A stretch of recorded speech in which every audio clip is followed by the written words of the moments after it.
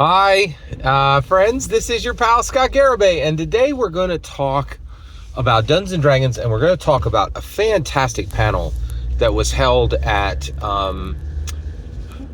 Philadelphia Area Gaming Expo. It was held in January of 2025. I was going to say, hey, if you're on the East Coast, come on out. Dudes, this thing is a banger, right? Like, if you got I'm like, oh, if you're on the East Coast, if you're all the way down as far as Washington, if you're all the way up as much as Boston, drive for this thing. But here's the thing, we need to start really thinking about this. I saw some stuff, man. I am not wrong. Right? Gary Gygax's legacy blesses everybody who touches Dungeons and Dragons. If you are in the TTRPG space, you're there because of Gary. Let's stop pretending. Nobody starts on anything but Dungeons and Dragons. And there's a few people who squawk some nonsense about starting on Blades of the Dark or some ridiculous. Nobody starts on anything but Dungeons and Dragons, even in 2025. That's where people come in, right?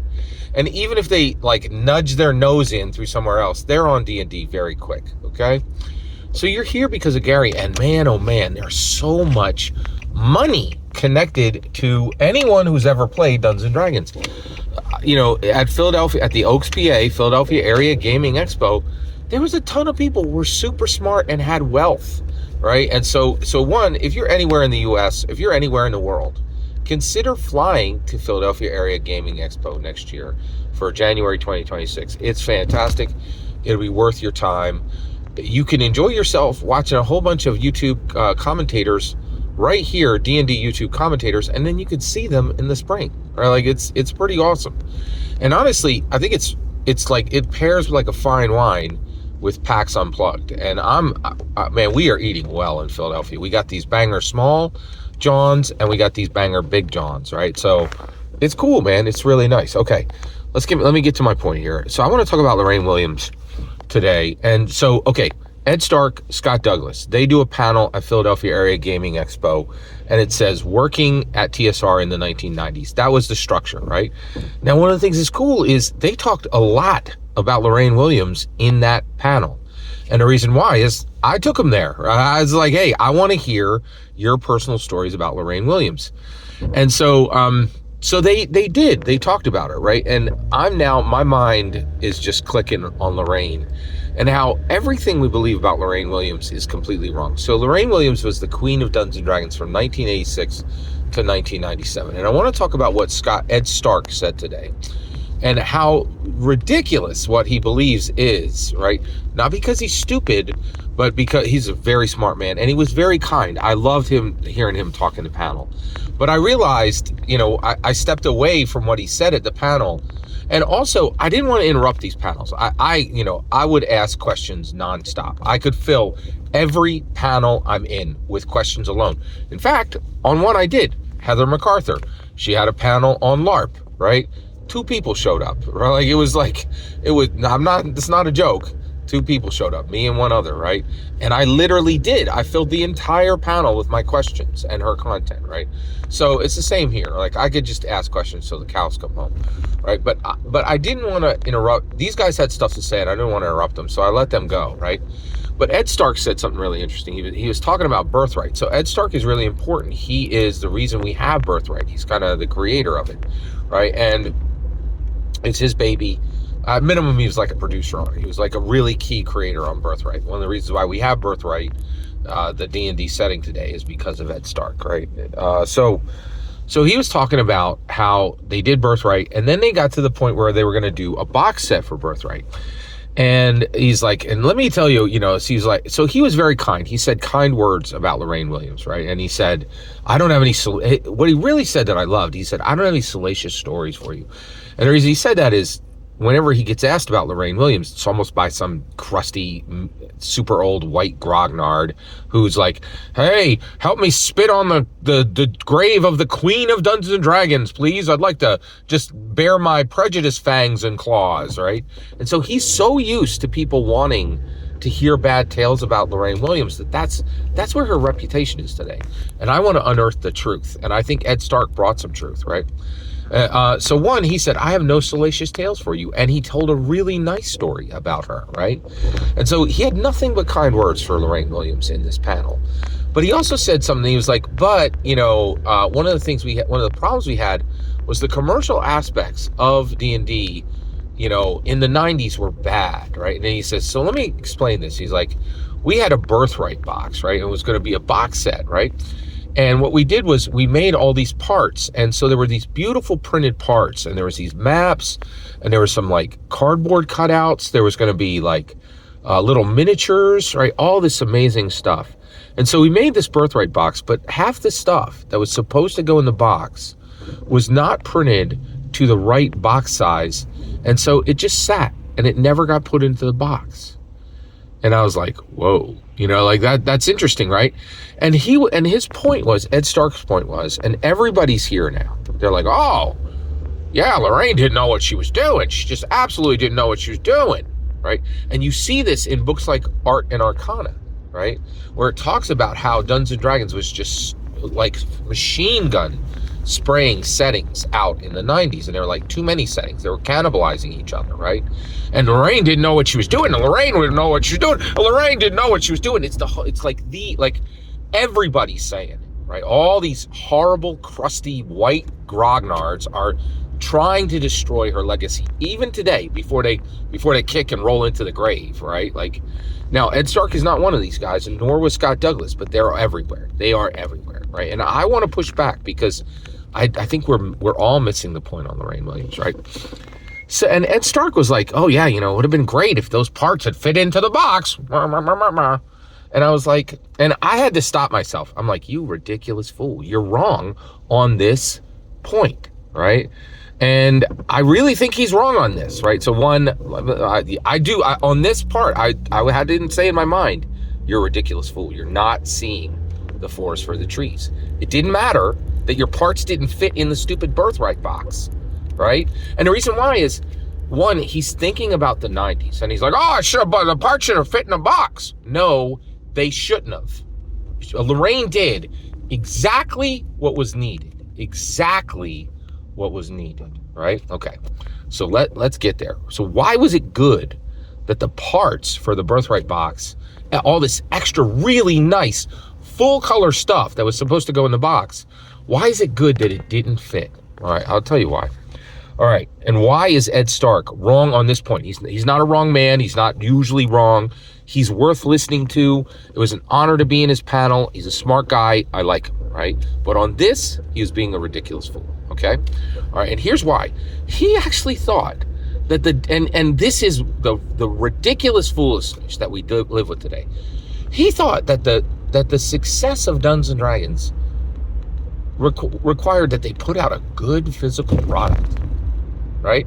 And you're like, oh, well, Scott, of course, everybody wants a good physical product. No, you are so freaking wrong. They want more and more product. They want product that is connected to the creatives, right? They want products that are passionate. And they don't care that everything got in a box, right? They would rather have 7 settings, 9 settings, 12 settings. That's what she did. She machine gun sprayed settings, right? And she gave deference to the creatives, right? The commercials were not in control. And the reason why is when you start, the bean counters aren't there yet, right? That will come later. But you got to get people excited. And what did get people excited? Dark Sun and Birthright and Greyhawk and Forgotten Realms. What the heck do you need Greyhawk and Forgotten Realms?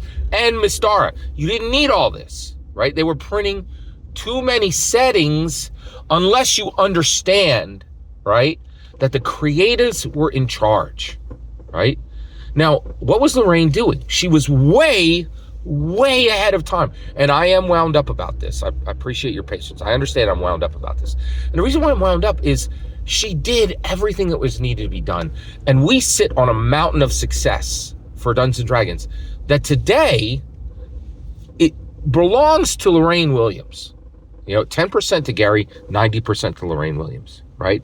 Because he started it, but she kept it alive. It'd be dead. It would have died in about 1991 if it wasn't. Because for 5 years. What would have happened if Lorraine didn't step in? I'll tell you what would happen. Gary Gygax would have come back in 1986 from Hollywood. And he would have blown the whole thing, right? He would have kept being the creative in the commercial. It would have been spun out of control, and they would have went completely bankrupt, right? Lorraine knew what she was doing, right? She knew what she was doing, okay? What she did was she said, I need to make sure Dungeons & Dragons is sound. TSR is nothing.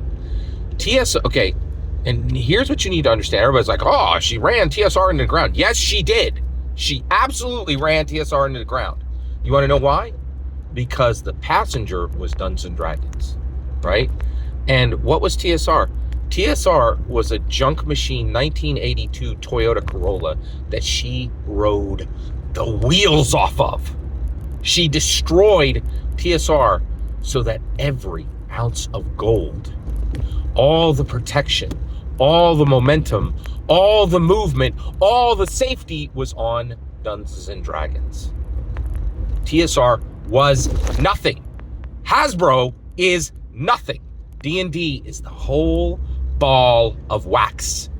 It will crack in half anything it's in, right? And come out with its fangs and claws ready, because it is a dragon. It is the dungeons, right? Dungeons & Dragons is barely held by any corporation that holds it, right? There were rumors last year that a $500 billion international conglomerate was coming. It made international news. People crapped their pants. And we're like, holy crap, is Dungeons & Dragons about to become a non-American product, right? People were terrified. U.S. government might have got involved, right? Like, can you imagine if somebody came and wanted to buy Harley Davidson? Can you imagine if some country was like, oh, we'll buy no, ain't gonna happen. Government will step in. And people just don't understand this. Lorraine Williams put so much value into Dungeons & Dragons that is a billion-dollar juggernaut that is 10 times larger than any company that owns it. Its company is a ridiculous shroud that can be torn off, right? Even Pokemon was not as powerful as Dungeons & Dragons, right? Like, Wizards of the Coast was like, oh, we can get rid of Pokemon. Who gives a crap about that, right? We have what changed human narrative. We have what changed human evolution on the intellectual, emotional, and spiritual level, right? Yeah, who cares about Pokemon, right? Pokemon was a slough-off from WotC. People don't have any clue what Lorraine actually accomplished. And so she was machine gun spraying at the setting level, and all that spraying, we're seeing it right now. You just saw it, Dragonlance, right? You just saw it, Planescape. You just saw it, Spelljammer, resurrected from what she did between 1986 and 1997, right? Faerun's still around, Greyhawk's still around. All that machine gun spraying, it was cannibalizing itself in the 1990s, and they were having a tough time. But Lorraine knew what would happen. TSR would break in half, and who cares? TSR was nothing. No one needed it. D&D was what needed to be protected.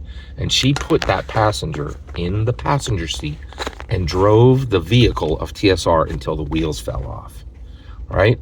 And when it was time to take Dungeons & Dragons to the next level, she gave it to Peter Atkinson. Why? Because he was the right guy. He had just made hundreds of millions of dollars with the most revolutionary product in tabletop gaming ever, Magic the Gathering. And instead of buying a yacht, he said, I don't want a Navy yacht with a helicopter on the back and teak runners and a captain and 3 people in every room waiting to see me. I want Dungeons & Dragons. She knew he was the right guy. And even then, she pushed him off and said, nope, I don't want to sell it to you, right? We'll wait until your number's right. And that's what happened. And I think it's ridiculous that guys like Ed Stark are like, oh, the parts didn't fit in the box. You ridiculous fool. You're so ridiculous and myopic, right? And the reason why is, all I care about is birth rate. My precious setting needed to be taken care of. No, it was taken care of, right? Under the banner of Dungeons & Dragons. Nobody cared that the parts were in the box. They cared that there were 10 settings, and clearly every setting had creatives who were working on it who were valued and encouraged under Lorraine Williams, a real businesswoman who did something real for the world, in my humble opinion. Every single word you just heard is my humble opinion. The important part is when I get to hear your humble opinion, when you get in the comments and send your traffic. Please consider like, subscribing, and have a fetch millennium.